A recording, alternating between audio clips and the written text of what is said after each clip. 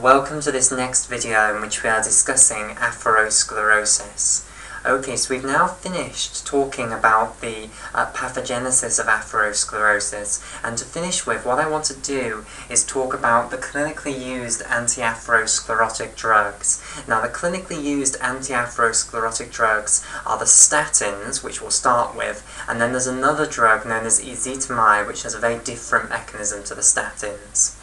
Now, both of these two categories of drugs, the statins and ezetimibe, they're both going to slow down the progression of atherosclerosis, i.e. slow down how fastly atherosclerotic plaques are growing in all of your arteries by lowering your LDL level. So that is the strategy here for the anti-atherosclerotic drugs. We are going to lower the amount of LDL, the amount of cholesterol that you have stored within your blood in LDL particles. And by doing that, we will slow down the development of atherosclerotic plaques, because remember, LDL coming into the subendothelial space is important for the atherosclerosis pathogenesis. So if we reduce LDL concentration in the blood, then less LDL is going to be coming into the subendothelial space, and less LDL in the subendothelial space means slower development of foam cells. So we're going to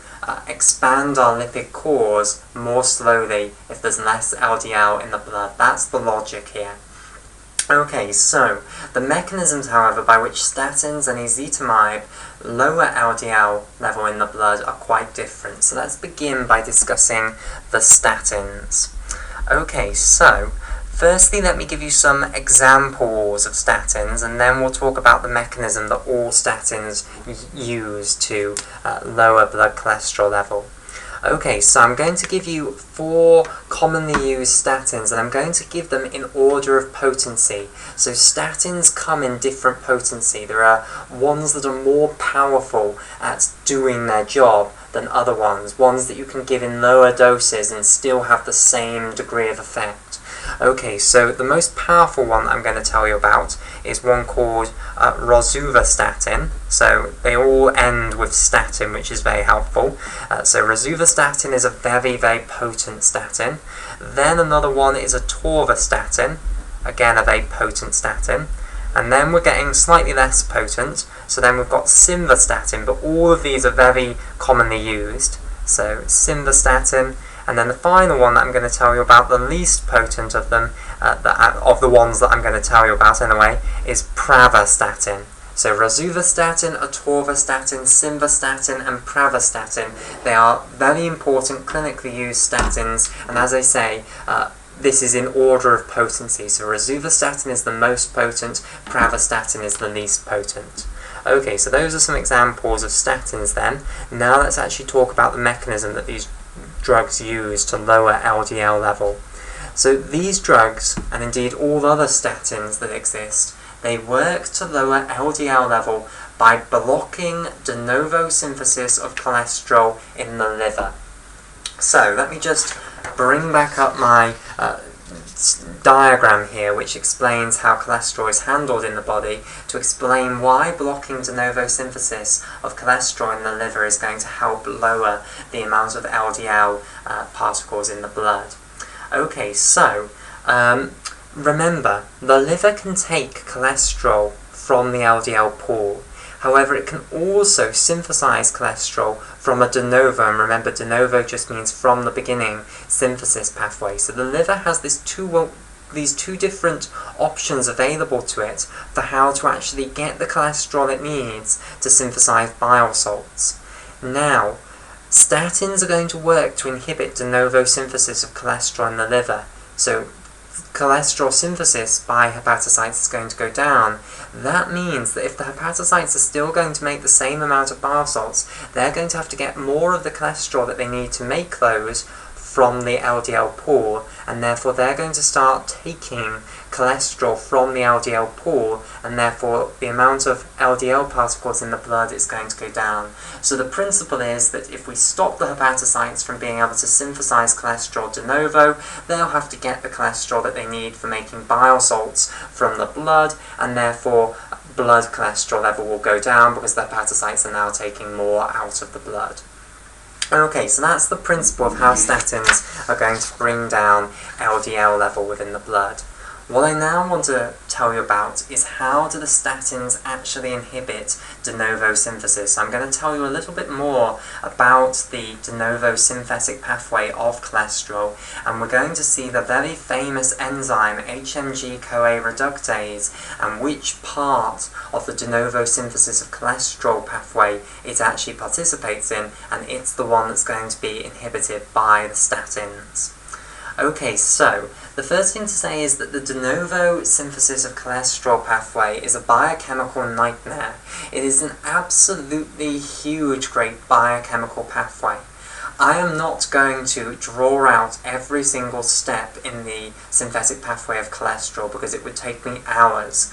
Okay, instead what I'm going to do is I'm going to summarize a huge number of steps with single arrows. Okay, so I'm going to simplify down the de novo synthesis of cholesterol to the bare minimum that we need to know about in order to understand the mechanism by which statins work. Okay, so I think I'll go over onto the other side because we're going to need a large amount of space for doing this. Right, so I think I've previously said in earlier videos that the initial starting material for the de novo synthesis of cholesterol is acetyl coenzyme A. So that's where we're going to start if we want to synthesize cholesterol. So let me just draw out then the chemical structure of acetyl coenzyme A.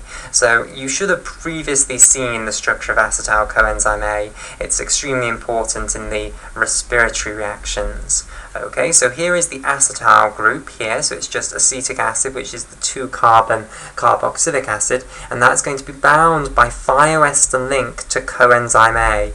So coenzyme A, the only important thing that we need to know about coenzyme A is that it has a thiol group, which is a sulfur atom bound to a hydrogen atom, very similar properties to an alcohol group, except that instead of having oxygen there, you've got sulfur, and that this thiol group is going to bind with a thioester link, again very similar to an ester link, but with a thiol group rather than an alcohol group, to the acetal group here. Okay, so this is how I'm going to show acetyl coenzyme A then.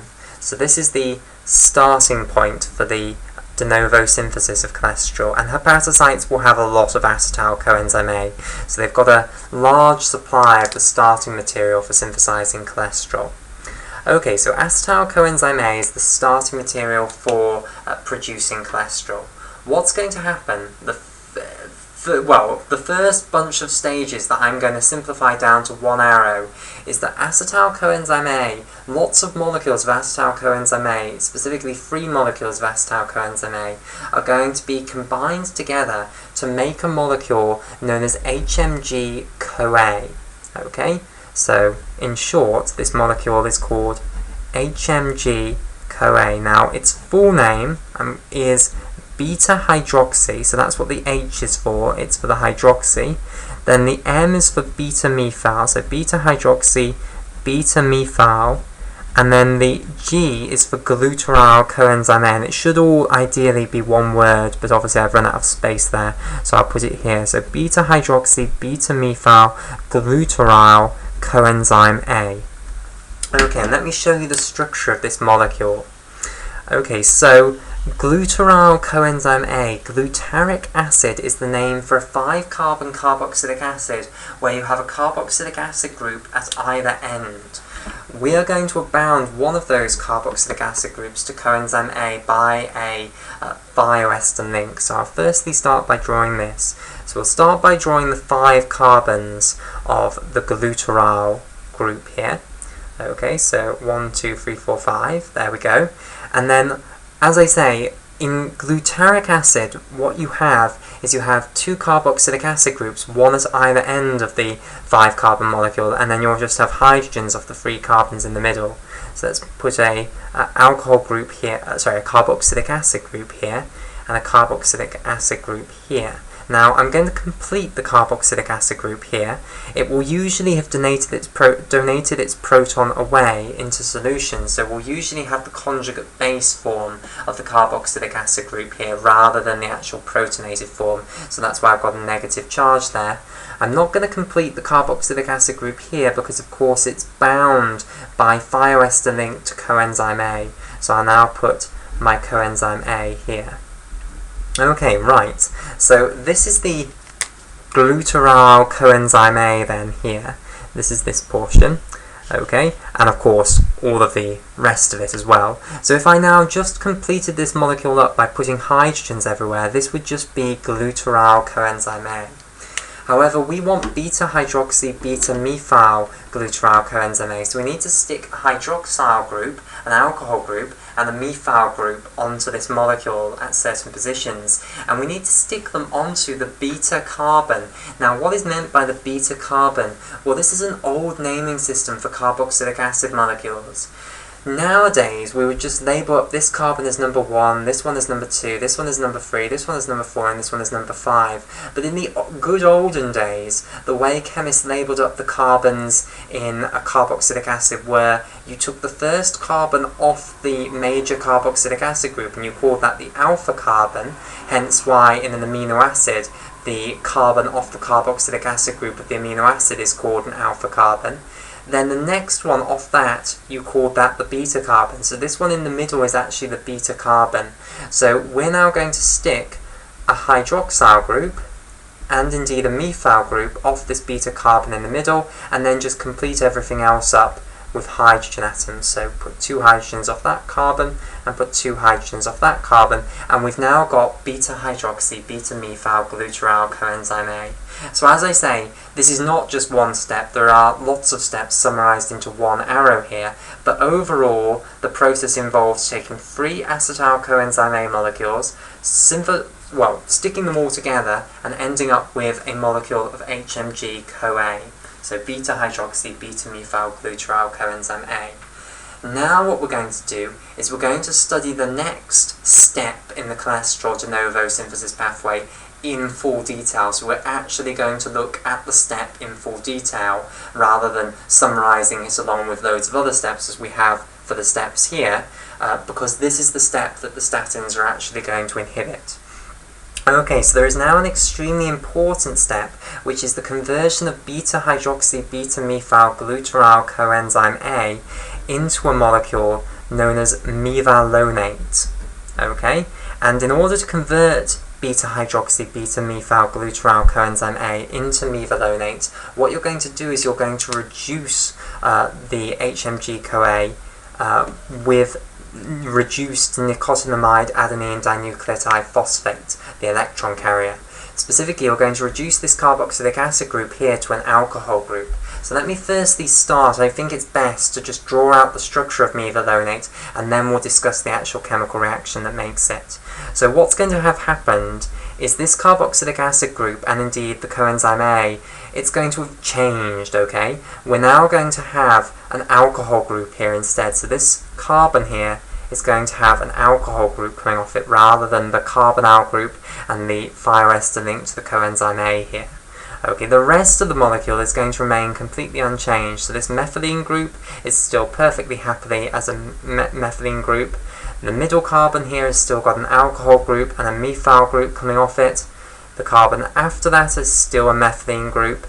And then the carboxylic acid group at the other side is still a carboxylic acid group, and again, under normal physiological pH, it will have lost its proton, and therefore will have the oxygen with a negative charge there. Okay, so this is our mevalonate molecule. So we have reduced the carboxylic acid group of the beta-hydroxy beta-methyl gluteral coenzyme A, the carboxylic acid group that was bound to the coenzyme A molecule, to an alcohol group. Okay, now how is this done? Well, what is needed is 2 molecules of reduced NADPH, okay, or reduced NADP rather. So we need 2 oops, I put the P first, NADPH molecules. Okay, so remember these are an electron carrier. NADP stands for, and I will write out its name in full, nicotinamide, okay, that's the N, so nicotinamide. Then the A is for adenine, the D is for dinucleotide, Okay, and that would just be the NAD, but the modified form of the electron carrier that is actually used here is the phosphate modification, so it is nicotinamide adenine dinucleotide phosphate, very much so related to NAD, nicotinamide adenine dinucleotide. Okay, so this is an electron carrier. It carries 2 electrons and 1 proton. So normally, the oxidized form of the molecule, NADP, it has a positive charge. So normally NADP, nicotinamide adenine dinucleotide phosphate, before it's been reduced, it usually has a positive charge. Then what it can accept is 2 electrons and a proton. In other words, a negatively charged hydrogen ion, known as a hydride anion. Okay, so you will probably be very used to the concept of a hydrogen cation, where the hydrogen atom has given away its outer shell electron and is now effectively just a proton.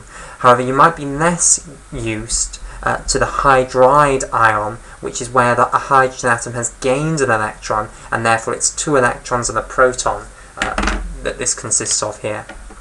Okay, so nicotinamide adenine dinucleotide phosphate then can accept a hydride anion here, which is 2 electrons and a proton, and of course it will then become neutral, and that's what we mean by NADPH. So it's effectively carrying 2 electrons and a proton. So we need 2 molecules of this, which is 4 electrons and 2 protons, but we actually need 4 hydrogen atoms, so we're also going to take 2 protons from solution, because if we have the 2 protons plus all the stuff that this carries, that overall gives us 4 protons and 4 electrons, i.e. 4 hydrogen atoms. So overall, this stuff here is going to provide us with 4 hydrogen atoms. Okay, and of course what we will get out is 2 NADP molecules, which now have their positive charge restored because they've lost their hydride anions. Okay, so I hope you understand what's happening here. This is overall going to give us 4 hydrogen atoms, 4 protons, 4 electrons. Right, so what are we going to use these 4 hydrogen atoms to do? Well, firstly we're going to get rid of the coenzyme A. So what you can imagine happening, and this isn't an electronic mechanism, this is just so you understand it, you can imagine breaking this bond between the carbon and the sulfur, the thioester link here. Okay, you can imagine sending 1 electron back to the carbon and 1 electron back to the sulfur, and you can then bind a hydrogen atom to each of them. So bind a hydrogen atom to the carbon, bind a hydrogen atom to the sulfur. That will return us back to a normal coenzyme A molecule. So the coenzyme A will have its thiol group restored and it will go off now. Meanwhile, the HMG-CoA will now be in the aldehyde form, where we've got the carbonyl group with a hydrogen here. So halfway between being reduced from a carboxylic acid to an alcohol, if you remember your chemistry. Okay, now what you can imagine doing is then breaking one of the 2 bonds of the double bond between the carbon and oxygen here. Again, imagine sending 1 electron back to the carbon, 1 electron back to the hydrogen. You then take the other 2 hydrogen atoms that we've got provided by the electron carriers here, okay, and you attach 1 of the hydrogen atoms to the carbon here and 1 to the oxygen, and of course that will then give you the alcohol group. So that's overall how this reaction is actually going to occur. We are reducing the beta-hydroxy beta-methyl glutaraldehyde coenzyme A molecule into a methyronate molecule, and of course also you'll get a coenzyme A molecule coming off as well. Now, this reaction does not occur without catalysis, and it needs to be catalyzed by an enzyme known as HMG-CoA reductase, the enzyme which reduces HMG-CoA. Okay, and it is this enzyme that statins are going to work by inhibiting. But I'll come back to the mechanism of statins once we've overall finished the de novo synthesis pathway for cholesterol.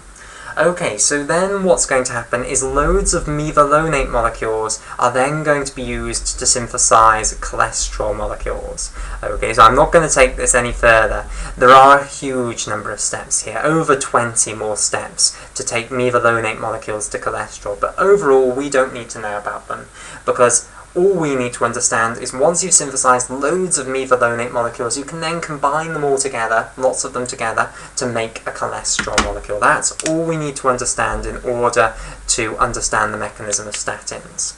So to summarize then, the de novo synthesis of cholesterol, which can occur in liver cells, we start off with acetal coenzyme A. we use acetyl coenzyme A, specifically free acetyl coenzyme A molecules, to make molecules of HMG-CoA. HMG-CoA is then converted to mevalonate by this enzyme HMG-CoA reductase, and lots of the mevalonate molecules are then converted into a cholesterol molecule. They're used to build cholesterol molecules. Okay, now, this step, the reduction of HMG-CoA to mevalonate, this is actually the rate-limiting step of the entire de novo synthesis pathway. What I mean by that is that the rate at which this occurs determines how much cholesterol you overall make. It is the rate-limiting step.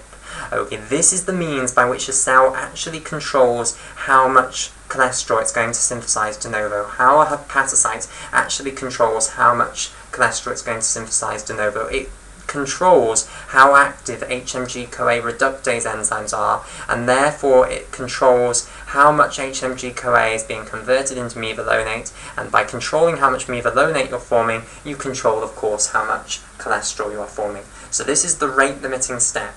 Statins, all of the statins, so all of the four that I've given you, Rostova Statin, Atherosclerosis, simvastatin, pravastatin, they are all going to work by inhibiting this enzyme in the hepatocytes, and if you inhibit this enzyme, you block the production of mevalonate from HMG-CoA, and therefore you block the de novo synthesis of cholesterol.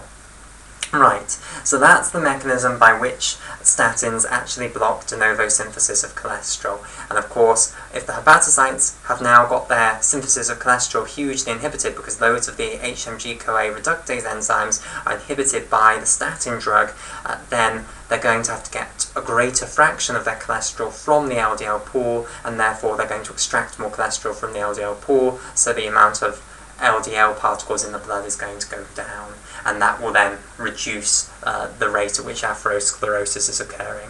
So that's the mechanism by which statins actually have their anti-atherosclerotic effect. The final thing I want to say about statins is that they should be taken at night, ideally. Usually they're recommended to be taken at around 8 p.m. Okay, and I want to explain the reason why they should be taken at night. The reason is that your body has circadian rhythms. It has rhythms that go on a 24-hour clock cycle. And in fact, the hepatocytes of the liver, the time of the day when they are most active with regards to creating synthesis creating cholesterol de novo, is at night. Okay, so in the evening at around 8 p.m. they have got the biggest activity of HMG-CoA reductase. So the activity of HMG-CoA reductase is highest in the evening at around 8 p.m. and it's not so high during the day. Okay, so the hepatocytes within the liver, the peak time when they're thinking about synthesizing cholesterol de novo is in the evening. So the apical time then to take your statin medication is in the evening rather than during the day. So statins are usually taken once a day and in the evening to inhibit the HMG-CoA reductase when it's at its highest activity, which is in the evening. So it's one of those things that actually does seem to oscillate on a circadian basis, the activity of HMG-CoA within the hepatocytes of the liver. Okay, right, so that's statins done. Now all I want to say is a little bit about this other anti-atherosclerotic drug. This is actually still clinically used, which is the drug ezetimibe. Now, ezetimibe can be used in combination with statins, and together they have an even more powerful effect at reducing the blood LDL level. So if someone's LDL level has not been reduced down to the apical level by taking a statin, your first option would be to give them a more powerful statin. So if they were taking pravastatin, you might turn them onto one of the more powerful ones like Rostova Statin or Atorvastatin. If that doesn't work, what you can do is give them ezetimibe in combination with the statin to try and get their blood cholesterol down further. Okay. Alternatively, potentially you have someone who for some reason can't take statins. Ezetimibe then might be the drug you put them on instead. So how does ezetimibe lower blood cholesterol level? Well, the way it does it is by blocking the absorption of cholesterol in the intestine. It's going to reduce the absorption of cholesterol across the enterocytes of the intestine, and therefore it will reduce the amount of dietary cholesterol that is therefore going into the LDL pool. So bringing back up my diagram, it's going to work by reducing this arrow here, reducing the amount of cholesterol we are putting into the LDL pool, and therefore it will also have an effect at reducing the number of LDL particles within the blood. Okay, now the mechanism by which it actually reduces cholesterol absorption in the small intestine is not particularly well understood. All that we really know is that it seems to work by blocking the activity of a certain protein that is on the apical membrane of enterocytes. So let me just draw an enterocyte. So I'm going to draw an enterocyte extremely boringly. I am not going to bother putting microvilli on because it just makes the picture look more difficult than it needs to be. Okay, so here is my picture of an enterocyte. This is the apical side facing the lumen of the intestine. This is the basolateral side of it. Okay, so we're trying to absorb cholesterol from the apical side to the basolateral side.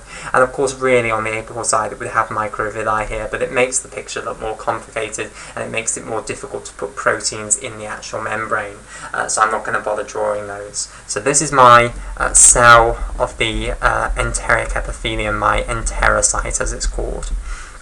Okay, right, so the enterocytes of the small intestine then, a protein that seems to be extremely important for absorbing dietary cholesterol is given the silly name Niemann-Pick C1-like 1, named after a disease. Okay, and this seems to be extremely important in the absorption of cholesterol across the apical membrane of the enterocyte, i.e. from the lumen into the cytoplasm, and it seems to be this protein that is inhibited by the drug ezetimibe, and that seems to underlie how ezetimibe reduces the amount of dietary cholesterol that is actually absorbed in the intestine. So I'll finish off by just writing out the name of this in full. So this is how you say it shortly, NPC1L1, okay, but in full this is Niemann-Pick, okay, that's the N and then the P, and then it's C1, which is this portion, and then it's C1-like 1, like so. So this is a protein that is on the apical surface of the enterocytes of the small intestine and seems to be involved in transporting cholesterol from the lumen of the intestine into the cytoplasm of the enterocyte here, and of course that's an important stage in getting the cholesterol from the apical extracellular fluid into the basolateral extracellular fluid. And it seems to be this protein that is attacked by ezetimibe, and its function is inhibited, and this seems to be how ezetimibe actually reduces the absorption of cholesterol in the intestine. But apart from that, not much more is actually known about how ezetimibe actually reduces the absorption of cholesterol in the intestine.